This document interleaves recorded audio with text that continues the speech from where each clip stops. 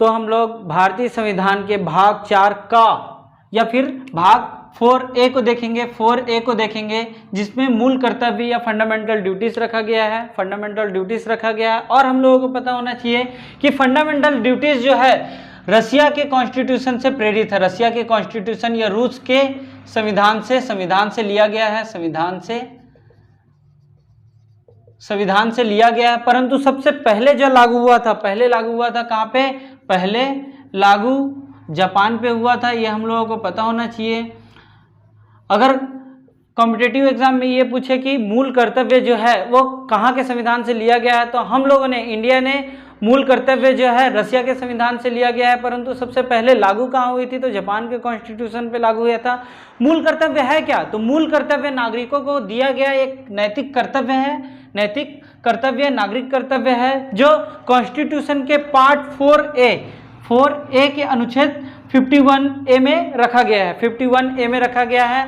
51 में 11 प्रकार के क्या है हमारे पास? मूल कर्तव्य है या फंडामेंटल ड्यूटीज है, जिसमें अगर हम लोग देखें तो ये ए है या फिर यहाँ पर, तो इससे ये पता चल जाता है ये कॉन्स्टिट्यूशन में ये का जोड़ा गया है। तो ये मतलब मूल कॉन्स्टिट्यूशन में नहीं थे। तो ये मूल कर्तव्य जो है वो कहाँ से लाया गया था, मतलब कब जोड़ा गया था? तो 42वां संविधान संशोधन 1976 को, 42वां संविधान संशोधन 1976 को सरदार स्वर्ण सिंह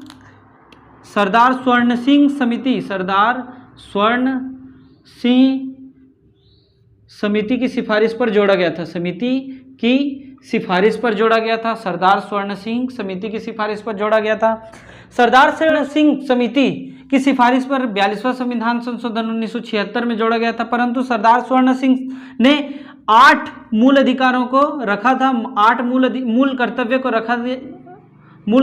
रखा था। परंतु इसमें 10 मूल कर्तव्य को जोड़ा गया था। मतलब इन्होंने 8 मूल कर्तव्य को बताया कि इन मूल कर्तव्यों को जोड़ दीजिए, परंतु यहाँ पास 10 मूल कर्तव्यों को 42वां संविधान संशोधन 1976 में रखा गया था। अब यहाँ पर देखेंगे सरदार स्वर्ण सिंह कौन है? तो सरदार स्वर्ण सिंह उस समय इंदिरा गांधी के राजनीतिक सलाहकार हुआ करते थे। अब यहाँ पर हम लोग ये देख लेते हैं कि मूल कॉन्स्टिट्यूशन में अगर हम लोग देखें तो हमारे पास मूल कॉन्स्टिट्यूशन में 0 मतलब एक भी मूल कर्तव्य नहीं थे। बाद में फिर 10 मूल कर्तव्य को जोड़ा गया और फिर एक और जोड़ करके 11 मूल कर्तव्य को बनाया गया था। तो यहाँ पर हम लोग देखें तो शुरुआती समय में या मूल संविधान में एक भी मूल कर्तव्य नहीं थे। परंतु 10 मूल कर्तव्यों को कब जोड़ा गया था? तो 42वां संविधान संशोधन 1976 को जोड़ा गया था। और एक मूल कर्तव्य को और जोड़ा गया था कब? तो 86वां संविधान संशोधन 2002 को जोड़ा गया था। 2002 को जोड़ा गया था। उस समय अटल बिहारी वाजपेयी की गवर्नमेंट थी। हम लोगों ने ये देख डाला कि फंडामेंटल ड्यूटीज जो है रशिया के कॉन्स्टिट्यूशन से लाया गया है और शुरुआत में ये जापान के कॉन्स्टिट्यूशन में था। मतलब सबसे पहले जापान के कॉन्स्टिट्यूशन में था। हमारे कॉन्स्टिट्यूशन में 42वां संविधान संशोधन 1976 को जोड़ा गया था। मूल कर्तव्य किसकी सिफारिश पर? सरदार स्वर्ण सिंह की सिफारिश पर। परंतु लागू जो है वो वर्मा समिति की सिफारिश पर किया गया था। वर्मा समिति की सिफारिश पर गया है। अब हम लोग 11 मूल कर्तव्य को देखेंगे, कौन कौन से मूल कर्तव्य हैं और एक अच्छे ट्रिक से देखते हैं। अगर हम लोग 11 मौलिक कर्तव्य को देखें और 11 मौलिक कर्तव्य को अगर 4 पार्ट में डिवाइड करें, एक तो देश के लिए, स्वयं के लिए, समाज के लिए या पर्यावरण के लिए, तो देखेंगे देश के लिए हम लोग क्या कर सकते हैं। ये हमारा मौलिक कर्तव्य है कि हम लोग देश के लिए क्या करें। तो देश के लिए हम लोग देखेंगे तो सम्मान मतलब राष्ट्रीय गान या राष्ट्रीय ध्वज या राष्ट्रीय गान का हम लोग सम्मान करें। और एकता अखंडता को क्या करें? अक्षुण्ण बना के रखें। रक्षा में अगर देखेंगे तो देश की रक्षा के लिए हमेशा क्या रहना चाहिए? हम लोगों को तत्पर रहना चाहिए। आदर्श वाक्य को संजोए रखना चाहिए या स्वतंत्रता आंदोलन को प्रेरित रखना चाहिए। यहाँ पर स्वतंत्रता आंदोलन को प्रेरित करते रहना चाहिए। स्वतंत्रता आंदोलन को प्रेरित करना। मतलब अगर हम लोग देश के लिए देखें तो देश के लिए हमारे 4 कर्तव्य बनते हैं। एक तो हम सम्मान करें, राष्ट्रीय गान राष्ट्रीय गीत का सम्मान करें, एकता अखंडता को अक्षुण्ण बना के रखें, रक्षा करें, देश देश की रक्षा के लिए हमेशा क्या रहना चाहिए, तत्पर रहना चाहिए और स्वतंत्रता आंदोलन या आदर्श वाक्यों को सजो के रखना चाहिए। ये 4 कर्तव्य हमारे देश के प्रति हो गए। और 3 कर्तव्य देखेंगे तो स्वयं के प्रति है, स्वयं उत्कर्ष की ओर बढ़े, मतलब स्वयं क्या करें, आगे बढ़ते रहें, वैज्ञानिक दृष्टिकोण रखें और अपने बच्चों को प्राथमिक शिक्षा दे। यहाँ पर देखेंगे तो यही 11वां मौलिक कर्तव्य था, यही 11वां मौलिक कर्तव्य था जो 86वां संविधान संशोधन 2002 को लाया गया था। मतलब प्रत्येक माँ बाप का यह कर्तव्य होगा कि वो 6 से 14 साल के बच्चों को प्राथमिक शिक्षा प्रदान करें।